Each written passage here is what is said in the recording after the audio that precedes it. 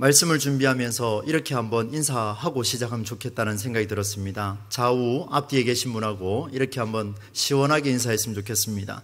무더운 여름도 말씀과 기도로 이겨냅시다. 무더운 여름도 말씀과 기도로 이겨냅시다. 무더운 여름 8월을 앞둔 수요 기도의 시간입니다. 뜨거운 햇볕과 또 높은 습도로 인해서 지쳐가고 있는 우리의 몸과 마음은 아닌지 한번 생각해 봅니다. 그럼에도 불구하고 더위를 뚫고 달려온 우리 모두에게 시원한 생수의 말씀으로 갈증을 해소할 수 있는 복된 은혜가 이 밤이 될 수 있기를 주의 이름으로 간절히 축원합니다. 오늘 우리는 삶의 현장 속에서 다양한 고민으로 살아가고 있습니다. 여기 어두운 방 안에 창문 사이로 들어오는 한 줄기 빛을 보면서 마음의 중심을 잡으려고 애쓰는 한 사람이 있습니다. 땀과 눈물로 범벅이 된 옷은 이미 찢어진 지 오래되었고 그것이 고약한 냄새로 주변을 가득 채웁니다. 그리고 그는 흘러내리는 눈물을 멈출 수가 없어 보입니다. 자신의 꼴이 말이 아니었지만 그러나 그는 포기하지 않고 좌절하지 않습니다. 그의 미래는 전혀 보이지 않지만 그는 정신을 놓지 않습니다. 억울하게 옥에 갇혔지만 자신의 신세 한탄보다는 사랑하는 자들을 떠올리면서 마음을 다잡고 있는 그는 바로 우리에게 많이 알려져 있는 사도 바울입니다. 그는 매일 하늘을 향해서 두 손 들고 그들을 떠올리며 기도합니다. 오늘도 그들이 건강하게 살아가고는 있을까? 교회의 십자가를 부끄럽게 하지 아니하고 얼마나 신앙생활을 열심히 하고 있을까? 그의 고민 속에는 이런 것들이 가득 찼고 또 그것을 궁금해하면서 무언가를 기다리고 있었습니다. 오랜 시간이 흘러 탁탁한 철장 사이로 불리는 번호에 반응합니다. 그리고 던져진 편지를 급히 열어서 읽으며 눈시울을 적셔가며 읽어 내려갑니다. 그 편지는 바로 빌립보 교회에서 온 내용이었습니다. 글을 읽어 내려가는 바울의 얼굴에는 특별한 일을 계획한 듯이 결의에 찬 비장함이 눈에 보입니다. 그는 사랑하는 자들을 생각하며 펜을 들어서 잘 나오지도 않는 그 펜을 한 글자 한 글자 꾹꾹 눌러가면서 꼼꼼하게 써내려갑니다. 그리고 자기 마음속에 들어있는 그 실존의 내면에 있는 그 간절한 마음을 그 글에다가 옮겨 담습니다. 절대로 포기하지 않아야 할 중요한 결단, 곧 자신의 간절한 꿈을 그 편지에 담아서 이렇게 쓰고 있습니다. 오늘 우리가 읽은 말씀 중에 20절과 21절 말씀입니다.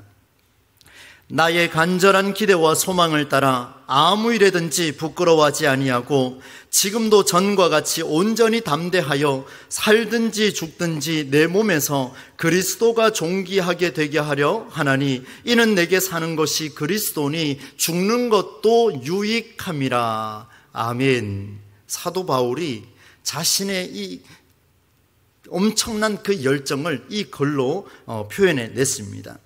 여러분, 이 말씀을 보면 바울의 간절한 꿈은 우리와 비교할 수 없을 정도로 정말 대단해 보입니다.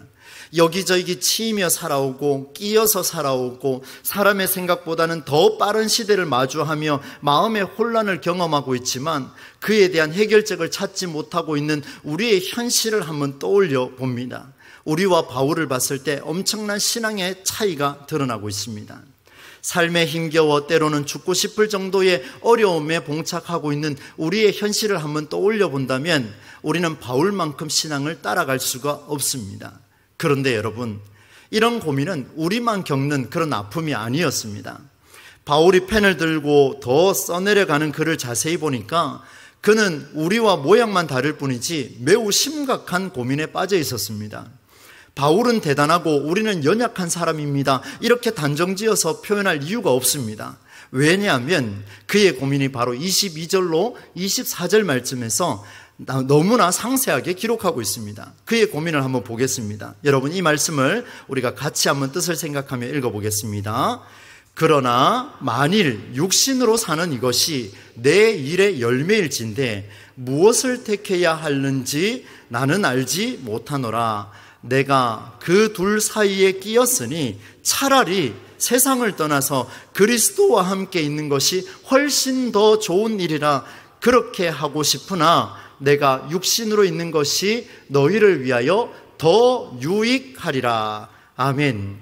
분명히 바울이 그렇게 고백했습니다. 나는 살든지 죽든지 그리스도가 존귀하게 되는 삶을 사는 것이 꿈이다 라고 20절에서 그렇게 강력하게 선포하고는 이어서 하시는 이야기가, 내게 사는 것이 그리스도에게 죽는 것도 유익하다 선언했는데도 불구하고 이런 영적인 사람 바울이 왜 갑자기 육신으로 사는 일의 열매를 말하고 있을까? 심지어 그리스도가 존귀하게 되는 일과 이 육신으로 살아가는 그 일 둘 사이에 끼어서, 여러분 하나님을 믿고 하나님만 전적으로 신뢰하는 자라면 둘 사이에 끼었다라는 표현도 쓰지 않을 겁니다. 그런데 바울이 내가 그 둘 사이에 끼었다 강조할 정도로 고통스러워하면서 판단력을 지금 어떻게 하면 중심을 잡을까 그렇게 깊이 고민하고 있습니다. 바울의 마음이 얼마나 힘들었으면 옥에 갇혀있는 인생의 고통이 무엇이기에 차라리 죽어서 이 세상을 떠나서 바로 이 하늘에 계신 하나님 품에 안기고 싶다 이렇게까지 표현하고 있겠습니까? 고통의 결과가 엄청났습니다. 세상을 떠나 생을 마감하고 싶어 했습니다. 여러분, 죽는 것이 유일한 대안이었습니다. 그런데 여러분, 이 바울을 보면서 우리의 삶을 한번 조명해 보겠습니다. 오랜 시간 살아온 우리의 지난날의 삶을 한번 생각해 봅니다. 남에게는 차마 말할 수 없는 그런 감옥에 갇혀 살아오지는 않으셨습니까? 가정에서, 남편과 아내에게서, 또 직장에서, 심지어 교회 공동체에서 남에게 말할 수 없는, 알릴 수 없는 아픔을 가슴속에 담고서 10년, 20년, 30년 세월을, 아니 40년 세월을 옥에 갇혀 있는 것처럼 그렇게 살아오지는 않으셨습니까?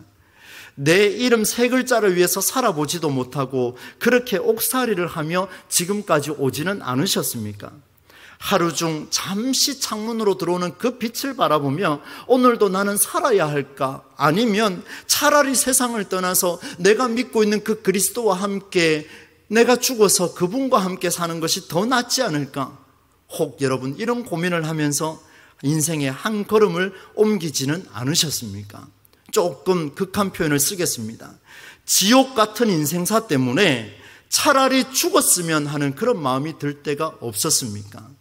분명히 말로 표현할 수는 없지만 아마 그런 고통과 그런 고뇌와 신음은 우리 모두에게 있으리라 그렇게 생각합니다.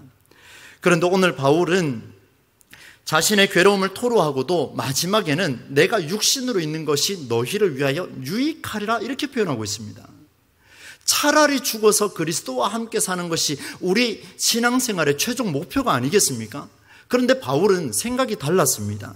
내가 육신으로 있는 것이 너희를 위하여 더 유익하리라 라고 표현하고 있는 것을 보면 오늘 우리가 죽어서 그리스도와 함께 하는 것이 우리 신앙생활의 최종 목적이 아니다라는 것, 그것이 전부가 아니다라는 것, 이 땅에서 하나님 나라를 이루어가야 하는 우리에게 하나님께서 무엇을 요구하시는가를 우리가 한 번 더 고민해야 되는 그런 시점이 바로 오늘이라는 것을 말씀해 주고 있습니다. 바울은 빌립보 교회를 위해서 아직 육신으로 있어야 할 이유가 분명히 있었습니다. 오늘 성경은 두 가지로 그 말씀을 이어가고 있습니다. 이것이 오늘 우리에게 반드시 해결책이 되어야 하겠습니다. 바울이 옥에 갇힌 일은 시위대 안과 밖에 있는 많은 사람에게 알려졌습니다. 소식을 접한 사람들의 반응은 다양했습니다. 바울의 진심을 아는 상당수는 하나님의 말씀을 겁없이 선포했습니다. 대단했습니다. 그런데 전하는 모습이 조금씩 달랐습니다. 어떤 이들은 투기와 분쟁으로 말씀을 전하고 어떤 이들은 착한 뜻으로 그리스도를 전파합니다. 사람마다 다양한 이유로 복음의 소식, 바로 그리스도를 전하기 시작했습니다. 그런데 바울은 복음을 전하는 일에 있어서 선한 마음으로 하는 것 외에도 투기와 분쟁, 시기와 싸우는 자리에서 선포되는 그리스도에 대해서 상당히 무거운 마음으로 말씀을 대하고 있습니다. 그것을 이렇게 받아들이고 있습니다.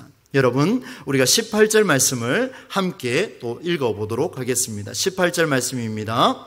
그러나 무엇이냐?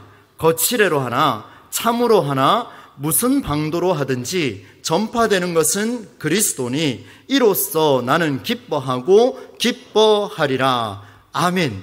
이것이 바울의 심정입니다. 무슨 말이겠습니까?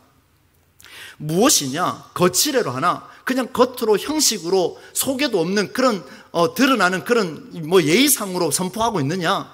아니면 무슨 방도로 하고 있느냐? 아니면 진심으로 하고 있느냐? 그럼에도 불구하고 그곳에 그리스도가 전파되고 있다면 나는 기뻐하겠다 이렇게 표현하고 있습니다. 이 말이 되는 이야기겠습니까?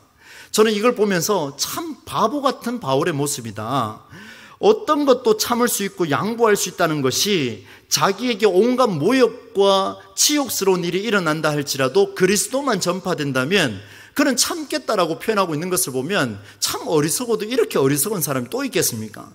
또 다르게 생각이 드는 것은 이 바울은 정말 이상주의자다. 가장 좋은 것만 이 사람 다 차지하려고 하는 그런 모습이 아닌가 이런 생각까지 들었습니다. 그리스도께서 세상을 구원하고자 끝까지 참고 견디셨던 것처럼 이 바울 자신도 어떤 방법으로든 그리스도만 선포된다면, 그리스도만 전파된다면 견디겠다라고 하며 나아가 이것을 기뻐하겠다 이렇게 표현하고 있습니다. 여러분, 우리가 어려운 일을 경험했을 때 우리는 견딥니다. 많이 견뎌내요. 참기도 하고 또 때로는 화도 한번 내보지만 여러분, 그것을 가지고 기뻐하겠다라고 말하는 사람이 여기 있습니까? 우리에게 수많은 어려움들이 밀려왔을 때, 지옥 같은 인생사를 되돌아봤을 때, 20년, 30년 나는 누군가에게 끼어있는 인생을 살아왔을 때 나는 기뻐하겠노라 이렇게 말할 수 있는 사람이 얼마나 있겠습니까? 한 사람도 없지 않겠습니까? 그런데 그리스도가 전파되면 나는 기뻐하겠다 이렇게 표현하고 있으니까 참으로 기가 막힌 일이 아닐 수가 없습니다. 이게 가능한 일일까요, 여러분? 조금 더 고민을 해보니 가능할 수도 있겠다는 생각이 들었습니다. 무엇인가 하면 삶의 방향과 목적이 명확하지 않으면 할 수 없는 말이기 때문에 자기가 살아가고 있는 삶의 방향과 그 목적이 정확하게 일치되는 사람은 이 말을 할 수 있겠다라는 생각이 들었습니다. 바울은 그리스도가 전파된다면 교리도 내어놓았습니다. 할례를 그만큼 중요하게 여겼는데 그런 형식적인 절차도 내려놓고 오직 사랑으로서 역사하는 믿음뿐이다라고 그는 강력하게 선포했습니다. 오히려 그리스도가 전파되는 일이라면 모든 사람의 다양성도 그것을 인정하겠다라고 그렇게 선포하고 있습니다. 여러분, 바울이 이상주의자처럼 느껴질 수 있습니다. 그러나 이상주의자가 아니라 그리스도의 현실, 바로 그리스도께서 선포되는 그 자리라면 모든 곳이 그리스도의 현실이라고 받아들이는 가장 현실을 자각했던 사람이 누구냐면 사도 바울입니다. 제가 오해했던 그런 이상주의자가 아니라 그는 그리스도와 함께하는 삶을 중요하게 여겼고 그리스도와 함께하는 그 모든 삶의 터전 가운데에 그리스도가 함께한다는 확신이 있었던 사람이 사도 바울이었습니다. 사랑하는 성도 여러분, 이 말씀을 통하여 우리 대봉교회 공동체가 신앙의 방향이 오직 그리스도가 전파되는 일에 집중될 수 있기를 간절히 소망합니다.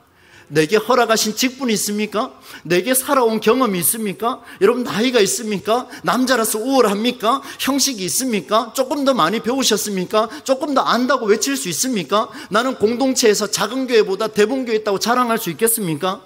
여러분, 이 모든 자랑은 그리스도가 전파되는 일에만 우리가 자랑할 수 있어야 될 줄로 믿습니다. 우리에게 주신 그 사명은 바로 거기에 있습니다. 그렇지 않으면 아무 의미가 없습니다. 거칠애로 하든 참으로 하든 무슨 방도로 하든 그리스도 안에서만 이루어진다면 그가 설상 거짓말을 한다 할지라도 형식을 갖춰서 말한다 할지라도 그 속에 그리스도만 드러날 수만 있다면 나는 받아들이겠다 이렇게 표현하고 있습니다. 나를 정죄하고 나를 미워하고 나를 멸시하는 사람이 예수를 선포하고 있습니다. 나를 정죄하는 사람이 예수를 자랑하고 있습니다. 받아들일 수 있겠느냐 이 말이죠. 사도 바울은 이것을 받아들이겠다 그렇게 표현하고 있습니다. 그리스도 안에서 이루어진다면 모든 일을 수용할 수 있는 신앙의 여유가 우리에게 반드시 필요하겠습니다. 그렇게 할 때에 우리가 우려하는 세대 간의 갈등도 극복되리라 믿습니다. 왜냐하면 개개인은 다 다릅니다. 여러분, 두 사람이 연애를 하고 있습니다. 이 두 사람은 각기 다른 성향의 사람입니다. 그러나 결혼이라는 그 가정을 꾸림과 동시에 가정을 만들어가는 그 믿음의 가정이라는 그 목표 아래 두 사람은 다양성을 새롭게 인정을 받습니다. 처음에는 완전히 달랐습니다. 그러나 행복한 가정을 꾸려나가는 그 과정 속에서 두 사람은 각기 다양성을 인정받습니다. 마찬가지입니다. 우리 교회 공동체는 우리 모두가 다 다양합니다. 성격도 다르고 얼굴도 다르고 모양도 다르고 살아온 경험도 다 다릅니다. 그러나 예수 그리스도 안에서 살아가는 그리스도가 전파되는 일에 우리가 합력할 수만 있다면, 이것을 받아들일 수만 있다면 하나님께서 우리 교회를 통하여 그리스도의 현실, 바로 하나님께서 함께 하시는 현실을 아름답게 만들어 주실 줄로 믿습니다. 저와 여러분이 이 일에 귀하게 쓰임받을 수 있기를 주의 이름으로 축원합니다. 그런데 여러분, 이 일은 쉽지가 않습니다. 말씀을 준비하며 또다시 질문했습니다. 하나님, 그리스도의 현실 너무 어렵습니다. 저는 오늘도 또다시 남을 정죄하고 또다시 내 마음을 혼란스럽게 하고 또다시 성경의 거울을 비춰봤을 때 제 마음이 복잡한데, 하나님, 그리스도의 현실 내 것으로 만드는 게 쉽지 않습니다. 그래서 바울은 이를 위해 해야 할 일을 선언하고 있습니다. 여러분, 오늘 메시지의 핵심이라고 해도 과언이 아니겠습니다. 19절 말씀을 우리가 한 목소리로 뜻을 생각하며 읽어보도록 하겠습니다. 19절입니다. 이것이 너희의 간구와 예수 그리스도의 성령의 도우심으로 나를 구원에 이르게 할 줄 아는 고로. 아멘. 여러분, 이 말씀을 자세히 한번 보십시오. 바울이 자신이 옥에서 구원받는 거, 옥에서 풀려나는 일, 구원에 이르는 일이 예수 그리스도의 성령의 도우심뿐만 아니라 그 조건이 하나 더 붙었습니다. 앞부분을 한번 보시겠습니까? 이것이 너희의 간구와, 여러분, 너희의 간구는 필요 없습니다. 사실 바울이 옥에서 풀려나는데 인간의 기도가 무슨 중요합니까? 하나님 역사가 더 중요하죠. 아니면 순서를 바꾸든지 그렇게 해야 되지 않겠습니까? 그런데 성경을 보니까 이것이 너희의 간구와 예수 그리스도의 성령의 도우심으로 이 일이 일어날 것이다 라고 말씀을 선포하고 있습니다. 그리스도를 전파하고 그리스도의 현실을 인정하는 이것이 무엇이냐? 너희의 간구가 반드시 들어가야 한다라고 성경은 선포하고 있습니다. 참으로 놀라운 일이 아닐 수가 없습니다. 여러분, 언뜻 보면 바울이 무언가 잘못 생각한 것 같습니다. 구원의 역사는 오직 예수 그리스도의 성령의 도우심으로만 됩니다. 그게 진리죠. 바울이 이 사실을 모를 리가 없습니다. 그런데 너희의 간구를 마치 구원의 역사에 있어서 하나의 조건인 것처럼 붙여둔 이유가 있습니다. 한번 따라와 보십시오. 바울은 자신이 옥에 갇혀있던 일이 복음을 드러내는 일이 되기도 했고, 또 한편으로는 바울을 싫어하는 자들의 복음 전파는 바울에게 괴로움을 더하는 일이 되기도 했습니다. 바울은 이걸 알고 있었습니다. 빌립보 교회 안에도 이런 다양한 사람들이 있었습니다. 오늘 우리 대봉교회 공동체처럼 각기 다양한 계층의 다양한 직업군의 다양한 환경 속에서 살아가는 많은 사람들이 빌립보 교회에도 있었습니다. 그 속에 그 다양한 사람들이 있고, 또 한편으로는 바울을 적대시하는 사람들도 있었습니다. 그런데 여러분, 빌립보 교회에 바울이 뭐라고 편지를 쓰냐면, 너희의 간구와 예수를 잘 믿는 이들의 간구와 수요 기도에 나오는 사람들의 간구와 새벽 제단을 지키는 사람들의 간구와 십자가만을 붙들고 나아가는 사람들의 간구와 이렇게 표현하지 않았습니다. 그곳에 있는 너희의 간구와 이렇게 표현을 했습니다. 참으로 충격이 아닐 수가 없어요. 제가 만약에 편지를 쓴다면 기도하는 권사님들, 기도하는 장로님들 기도해 주십시오. 제가 옥에서 풀려나게 기도해 주십시오. 이 정도까지는 이해가 되겠는데 너희의 기도와 너희의 간구와 이렇게 표현을 하고 있습니다. 왜 그럴까요? 바울이 너희라고 하며 특정한 사람을 지칭하지 않은 점을 본다면 그에게는 자신이 좋아하는 사람이나 싫어하는 사람이나 이것이 기도와는 상관이 없다는 것을 보여주고 있습니다. 굉장한 이야기죠. 바울은 자신을 힘들게 하는 자의 기도라도 받아들이겠다라는 의지를 드러내고 있습니다. 여러분, 나에게 욕하는 사람이 나를 위해서 기도해 준다면 여러분 받겠습니까? 평소에 나를 힘들게 하는 사람이 내 기도를 해준다고 하면 여러분 들으시겠습니까? 제가 여러분에게 끝까지 정죄하고 있는데 여러분이 제 기도를 받으시겠습니까? 쉽지 않습니다. 그런데 오늘 바울은요, 자기에게 손가락질하는 사람의 기도도 너희의 간구라고 표현하며 모두의 기도를 받겠다 이렇게 표현을 하고 있습니다. 왜 그렇습니까? 하나님이 받으신다면 그 기도의 주인이 하나님이시니까 우리 하나님께서 이 기도를 받으신다면 여러분들이 예수님의 이름으로 선포하는 그 기도는 나는 받아들이고 나는 기뻐하겠노라 이렇게 고백을 하고 있습니다.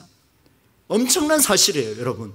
우리는 사람을 분별하고 있습니다. 구별하고 있습니다. 차별하고 있습니다. 그러나 바울은 우리와 다른 게 바로 이 점이었습니다. 그는 단 한 사람도 차별하지 않습니다. 왜? 그 기도는 하나님이 받으시니까. 그래서 예수 그리스도의 성령의 도우심이 따라 나오는 거예요. 사랑하는 성도 여러분, 바울은 그들 모두에게 기도하기를 강력하게 요청합니다. 너희의 간구와 예수 그리스도의 성령의 도우심으로 기도하는 일에는 남녀노소 구분이 필요하지 않습니다. 기도하는 일에는 직분이 필요하지 않습니다. 오히려 직분을 말하거나 형식을 말하는 자들이야말로 목사이니까, 장로이니까, 권사이니까, 부끄러운 주의 종이니까 주님 앞에서는 이 모든 것을 강조하는 순간 하나님께서 노라고 하실지도 모르겠습니다. 이런 마음으로 기도의 자리를 왔다면, 나는 오늘 피택받았기 때문에 이 자리에 왔다면 하나님 앞에 오늘 기도할 때 철저하게 예수님의 이름으로 권합니다. 회개하시기 바랍니다. 하나님이 노하실지도 모를 일이에요. 하나님께서는 오늘 바울을 통하여 우리에게 강력하게 말씀하십니다. 기도가 무엇인지를 모르는 자로 살지 말라. 남녀노소가 아니라 직분도 필요 없다라는 것, 주님은 우리 모두에게 기도를 요청하셨지 누군가 특정인에게 기도를 요청하신 적은 없습니다. 우리 모두가 기도의 사명을 가진 줄로 믿습니다. 이 일에 오늘 우리가 함께 기도해야 됩니다. 주님께서는 기도하는 자를 선별하지 않았습니다. 오히려 모든 피조물이 함께 기도하기를 원하셨고, 지금도 앞으로도 그렇게 편협하게 하지 않겠다, 우리와 대화하겠다 약속하셨습니다. 이것이 그리스도가 존귀하게 되는 길입니다. 바울은 세상을 떠나고 싶었지만 육신으로 있어야 할 이유를 선언했습니다. 그 이유가 바로 이것입니다. 성령의 역사하심은 홀로 동떨어진 역사가 아니라 주님께서 우리와 함께 기도의 영으로 끈을 묶고자 하는 강한 의지, 바로 창조주의 의지입니다. 우리를 예쁘게 빚으신 하나님의 의지이십니다. 그 의지가 드러날 때에 성령의 역사하심은 폭포수처럼 일어난다라고 성경은 말씀하십니다. 이미 창조하실 때부터 주님은 인간과 함께 하기를 원하셨습니다. 그 마음이 너희의 간구 안에 들어있습니다. 여기는 단 한 사람도 예외가 없습니다. 눈치 보지 마십시오.